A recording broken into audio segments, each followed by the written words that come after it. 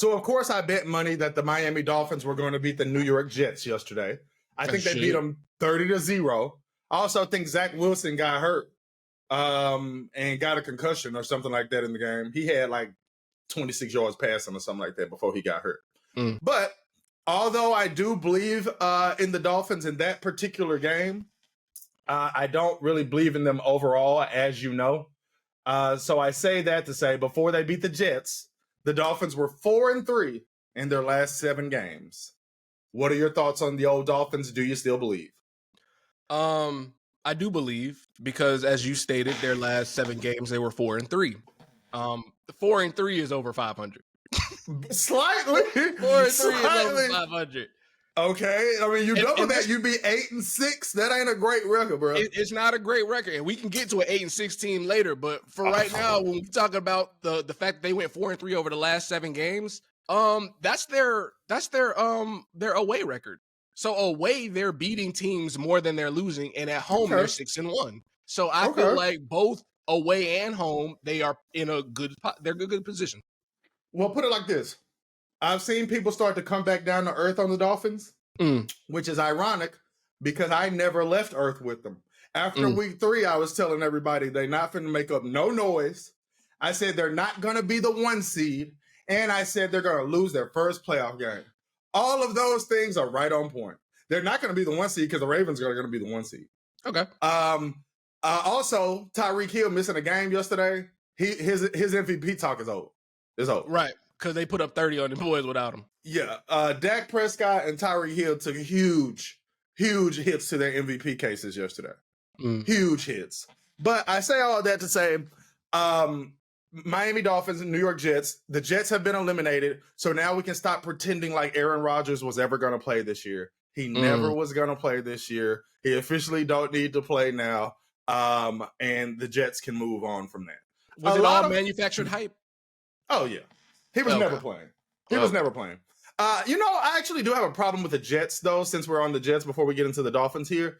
My problem with the Jets is I have a problem with their coaching, and I have a problem with their GM. I know everybody loves Robert Saleh and shit, but just from like a perspective of these guys don't look ready to play hardly ever. Also, you have made it known that you have no confidence in your backup quarterback. You keep the backup quarterback. You go get a 40-year-old quarterback who plays for 4 plays and then he's done. And then you make no moves. And you go to the quarterback that you zapped all the confidence from him by benching him over and over and telling him that he's shitty all this time. So how do you expect to win? Like, you have Joe Flacco coming off the couch balling for the Cleveland Browns. My boy Josh Dobbs is Dunsky now, but he came out balling. You feel what I'm saying? You don't line up with Zach Wilson if you're serious about winning games when you knew Aaron Rodgers was done 4 plays into the season. Like, the Jets are a bad organization and they look like a bad organization, and they're wasting an amazing defense over there. I was just about to say something because you brought up all good points, and the only thing that I didn't hear was about the defense because even though Zach Wilson's played like shit the entire season, we've come to expect that out of them. We don't expect the defense to let Tyreek Hill-less Dolphins hang 30 on them. You're right. That's not what we're expecting. So it's as much as Zach Wilson and Zach Wilson they should have been out on Zach Wilson because I've been out on Zach Wilson since his rookie campaign. So you gotta be out on them.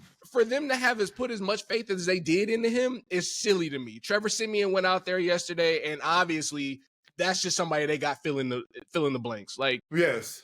Aaron Rodgers is gone. That ship has sailed. The dream is dead. They just gotta blow some shit up, man. Cam Newton would be my starting quarterback before one of those guys. I feel you. Like, no joke about it. And I'm one of those people that's on some Cam is done in the NFL. Cam shouldn't be on a team. I'm sorry. If I'm the Jets, you know what I'm saying? I'm taking a Cam Newton. Hell, you took fucking Aaron Rodgers. Aaron Rodgers coming off of his you think he was? I think he was. Cam probably just don't. Cam said a while ago he think that the bag got a match what he going back out there for. Oh, Cam don't want to play then. That's what I'm saying. A couple teams have hit Cam up in his words. In his words, a couple teams have hit him up and the bag not looking right. But everybody say that when they ain't on the team.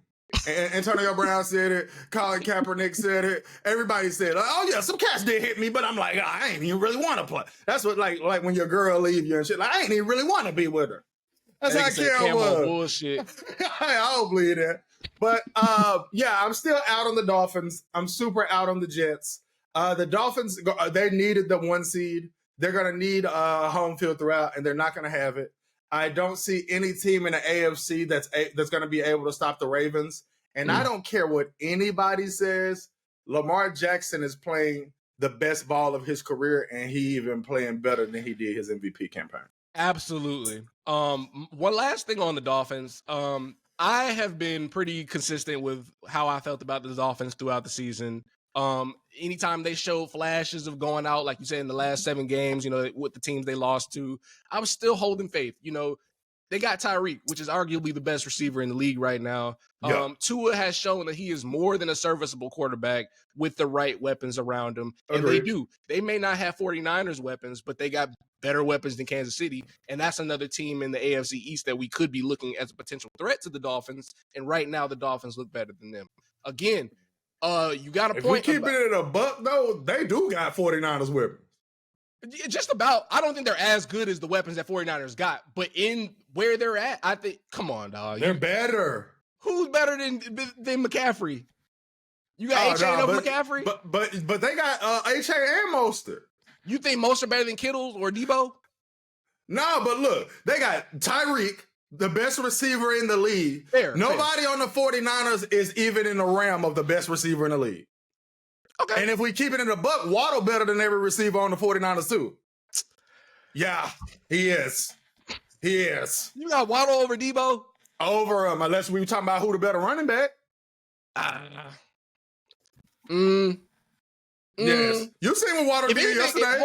If anything, I think Kittle might be their best receiver wise. I know he played a tight end. That's my point. Waddle better than Kittle too? Of course.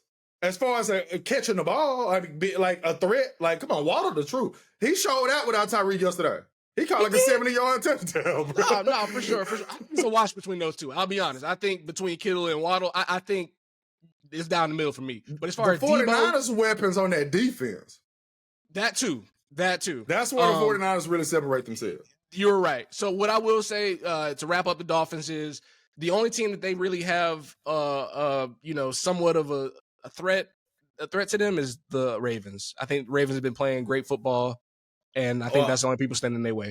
I'm saying this about the Ravens. I'm saying about the Dolphins. I'm saying about the Chiefs. All of them better hope that Buffalo don't get in. That's all I'm going to say. I'm not saying Buffalo, man.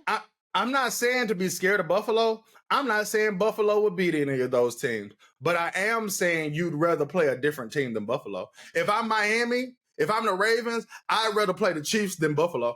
I don't think so. This is the most vulnerable the Chiefs ever been. Let's get into that. You don't think it's the most vulnerable the Bills have been? Let's talk about it. Let's talk. We can go right into it right now. Let's go. This is definitely not the most vulnerable that the Bills have ever been, and it's because Josh Allen still has Stefon Diggs.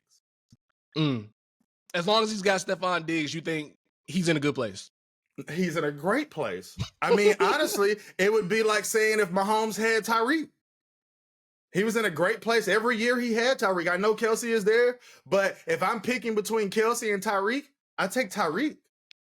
Because everybody swore to God that Tyreek was going to fall off a cliff without Mahomes. And he put up better numbers without Mahomes. And it's because he don't have Kelsey taking his targets.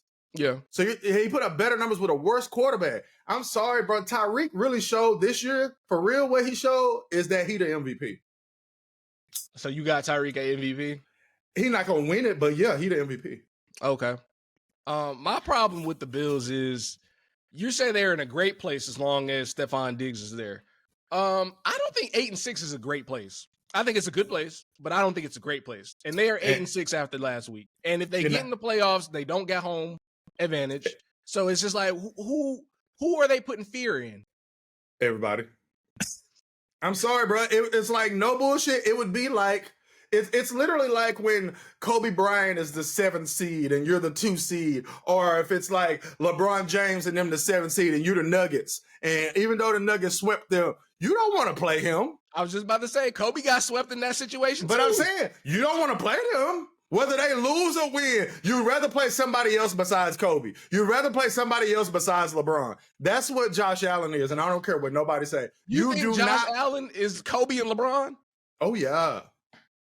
Oh, yeah. And I'm not saying as far as he's not in like the GOAT conversation. I'm saying if you're going into the playoffs and somebody don't have a great supporting cast around them and they're like, you know, that one guy, it's like, well, yeah, we probably going to beat them, but I'd rather play a different team, bro. You do not want to play them. And yeah, they 8-6, but look what they started off as. Like in their last, 5 or 6 games, they got to be 5-1. And that means something. And that means something. How they started, because you got faith in the connection between Stefon Diggs and Josh Allen. I don't, because Stefon Diggs has proven to be a diva this entire season. And if you go into where the games actually matter, I know you don't. I don't either. And once you go into the season where it actually matters, those games where it actually matters, that connection needs to be there. And I don't have faith in that connection. I agree. But hell, who we seen Josh Allen lose to recently? He lost to somebody and balled. Yeah, I was about to say he's been playing pretty good as of recently. They're on a 2-game win streak. But I mean, 8-6, man. 8-6 is great in the AFC right now. It's good in the AFC because there's still 4 teams better than that. Hell, there's got to be 4 or 5 teams that's 8-6. 5. Yeah, because Browns too. I forgot about them. Man, there's so many teams that's right there, bruh. Let's talk about the playoff race.